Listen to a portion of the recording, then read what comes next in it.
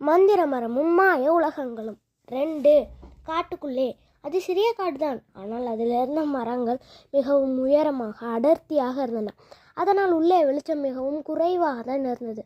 லேசான பயத்துடன் குழந்தைகள் மூவரும் மேலே சென்றனர். திடீரென்று ஆ என்று யாரும் முழங்கும் சத்தம் கேட்டு மூவரும் திடுக்கிட்டனர்.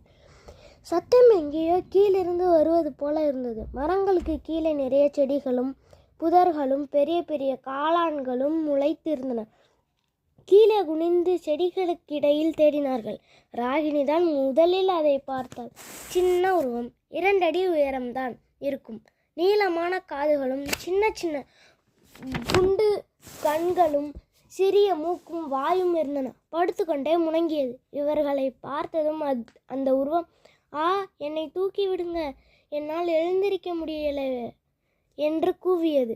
மூவரும் கீழே குனிந்து அதை மெதுவாக எழுப்பி பக்கத்தில் இருந்த ஒரு கல்லின் மேல் சாய்த்து உட்கார வைத்திருந்தனர்.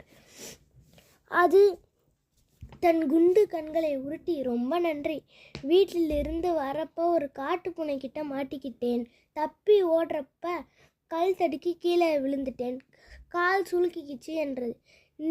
நீ யார்? ராகினி கேட்டார். நான் ஒரு தொமுக்கட்டான். தொமுக்கட்டானா? அப்படின்னா ஆங்கிலத்தில் எங்களை ப்ரௌனீஸ் அப்படின்னு சொல்லுவாங்க. அட, ப்ரௌனீஸ், அதுதான் தொமுக்கட்டான். எல்லாம் புத்தகத்தில் தான் படிச்சிருக்கோம். நிஜமாகவே இருக்கா என்ன? ஆமாம், எங்களோட தொமுக்கட்டான் உலகம் தனி உலகம். நாங்கள் மனிதர்களை விட்டு ரொம்ப ரொம்ப தள்ளியே இருப்போம். சரி, உன் வீடு எங்கே இருக்கு? நாங்கள் உன்னை மெதுவாக நடத்தி கொண்டு போய் உன் வீட்டில் விட்டுருவோம் என்றான் சிவா. இரு சிவா, உன் பேர் என்ன? நீ ஆனா பெண்ணா என்று கேட்டாள் மாலினி. ராகினி டக் என்று கூடையிலிருந்து ஒரு லட்டை எடுத்தாள். இந்தா சாப்பிடு என்றாள். தொமுக்கட்டான் புன்னகையோட, நன்றி, என் பெயர் மிக்கு, நான் ஆண், என் வீடு இன்னும் கொஞ்சம் தூரத்தில் தான் இருக்கு என்றான். லட்டு, முறுக்கு ஆகியவற்றை சாப்பிட்டு முடித்த பின், மிக்கு, இந்த காட்டுக்குள்ளே மனிதர்கள் அதிகம் வரமாட்டாங்க.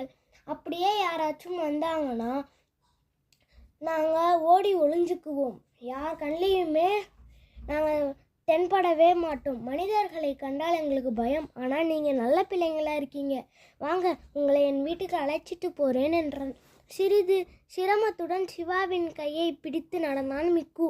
2-3 மடங்கள் தாண்டி ஒரு பெரிய புதர், அதற்கு பின்னால் ஒரு பெரிய காளான் இருந்தது. அதை காட்டி, இதுதான் என் வீடு என்றான் மிக்கு.